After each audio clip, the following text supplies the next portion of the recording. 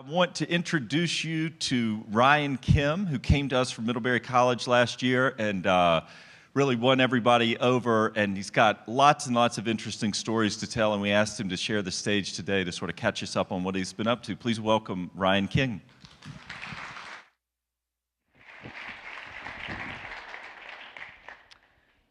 Hello. So last summer, this is the summer of 2012, I set out on a quest to answer the question, what does it mean to be an American? I traveled over 10,000 miles on the Amtrak, visiting 7 smallish towns, population of about 10,000 people each. These towns range from Wells, Maine to Cadillac, Michigan, from Fort Madison, Iowa to Malvern, Arkansas. For 7 weeks, I traveled through 33 states. I stopped in 12 of them. This project, which I call Train American, showed me some of the darker sides of America. For example, in Yazoo City, Mississippi, I came to realize for the first time just how huge and monolithic, scary really, the American prison industry is. The population of Yazoo City has declined over the past decade, the free population, but the census reports that it's grown because there's a federal prison complex that's been expanding. Train American also showed me some of the brighter sides of America. In Astoria, Oregon, for example, this town has got really deep roots in the maritime and the commercial fishing industries. Now, time and globalization have changed this, but the people of Astoria, Astorians as they call themselves, have really embraced their history. They've celebrated that. They've built new museums and marketed themselves. And they've really been able to rebrand and recreate themselves as a wonderful tourist destination.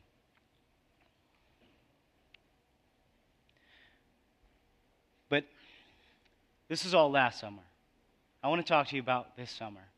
If you're interested in my Train American project, I'm here all week and I love talking about it. And I can refer you to my blog, which is ryankim.blog.com. There's some links to pieces that I've written and stories that I've shared regarding that trip.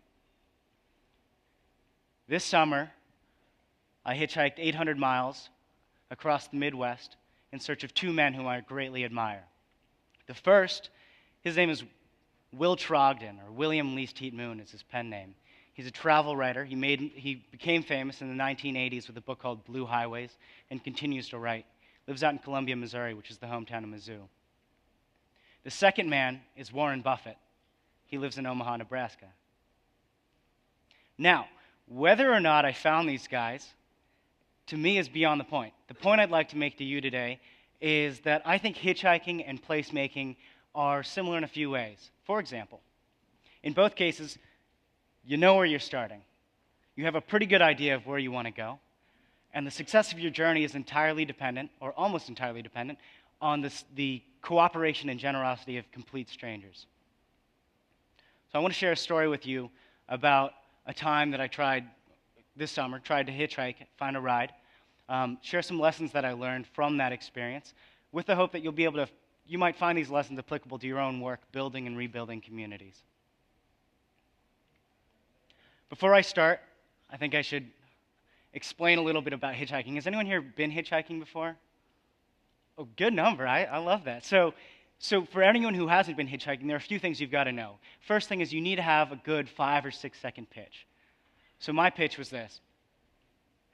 Hi, excuse me. I'm 21 years old. I'm a traveling student. I'm trying to see America this summer. I'm trying to get to Kansas City, and I am wondering if you're heading that direction. The second thing you should know about hitchhiking is that you have to endure just insane amounts of rejection. And it's not the kind of rejection that, let's say, I would get asking a girl out on a date, right? That, for example, hi, I was wondering if I could take you out to lunch sometime. No. That kind of rejection is like, boom, it's a punch in the face, and it hurts like hell, but it's over, right? Hitchhiking, hi, excuse me, I'm 21 years old, I'm traveling America, I'm a student, just trying to see the country this summer, trying to get to Kansas City, and I was wondering if you're heading that direction.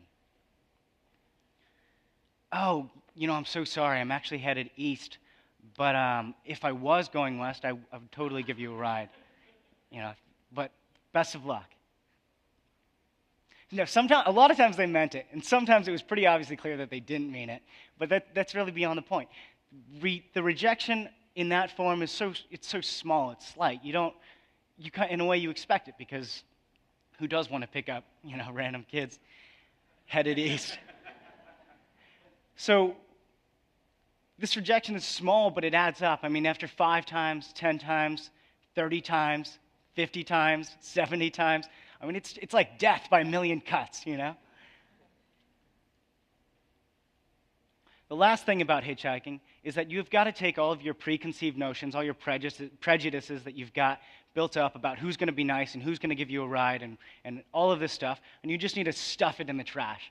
Because I found that I was wrong enough times to realize that I have no predictive power in terms of deciding in advance who's going to be helpful or not. So here I am. It's a Sunday afternoon. It's hot.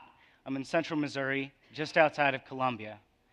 I'm trying to get 130 miles straight due west to Kansas City. I'm at a Quick Trip, which is a hybrid of a gas station and a truck stop.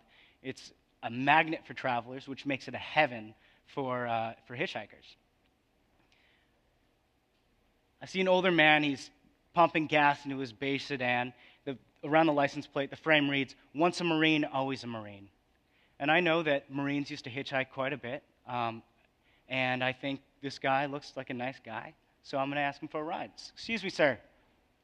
"Hi, I'm 21 years old. I'm traveling the country this summer, just trying to see America. And I'm trying to get to Kansas City. I was wondering if you're heading that direction." This guy looks at me.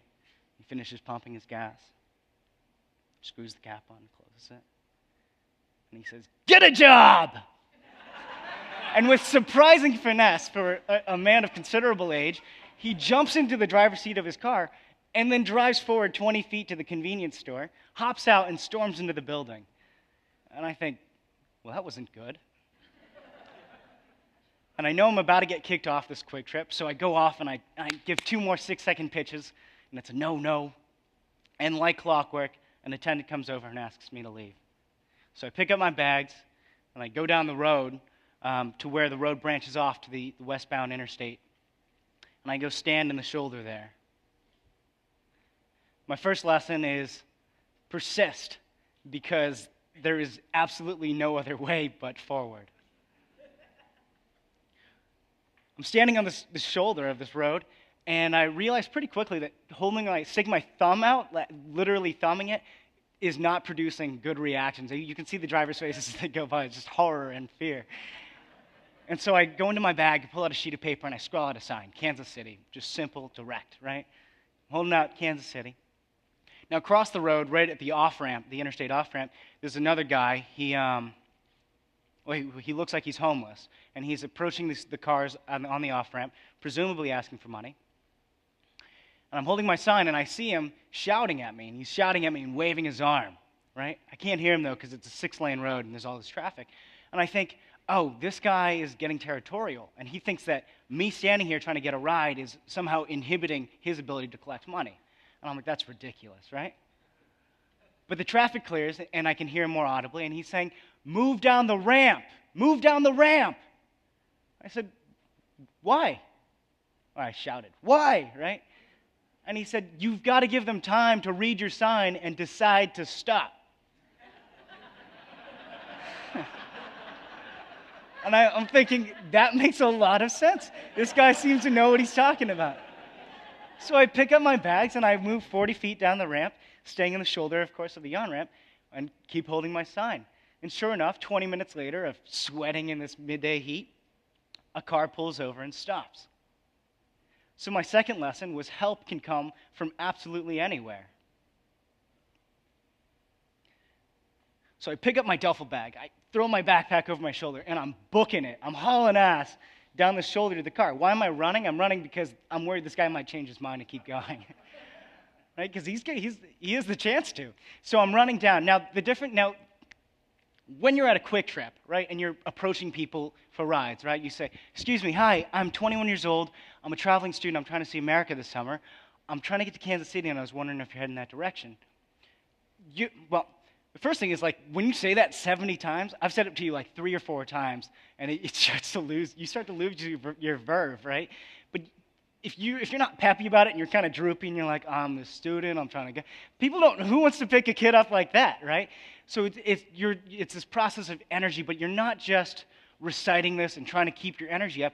The whole time you're looking very carefully at the person you are speaking to, because when they say, "Yeah, I would love to give you a ride. Come on in," you can feel really good about that. And when they say, "Yeah, I'll take you," then you might say something like, "You know, I've actually sorry to trouble you, but I think I'm going to pass on this one." At a quick trip, you've got your 5 to 6 second pitch, and you've got the couple seconds of their response to make that decision. When you're hauling ass down the interstate on-ramp, you see a woman's face in the rear view or the side view mirror, and you see a man's face looking over his shoulder at you through the passenger window. You've got maybe a half second or a second to decide if you're going to open that door and get in that car. So I got in the car, and the man driving, his name is Cliff. He's a 63-year-old steel worker. His wife, Norma, is a Mexican immigrant, wonderful woman. They've been married for 17 years. And of all places on a Sunday afternoon to be going, they're headed to a casino. And my ride turns out to be just fine. So the final lesson is that if I can trust myself, then I can trust anyone. And to qualify and explain that, I mean that if I have a clear sense of where I want to go, I can believe in my ability to make smart, intuitive decisions, although you might say that hitchhiking at all is not a smart decision, then I think I'm going to be okay. So the question you all might be wondering, or maybe I've gotten you all to forget, but did I find Will Trogdon and Warren Buffett?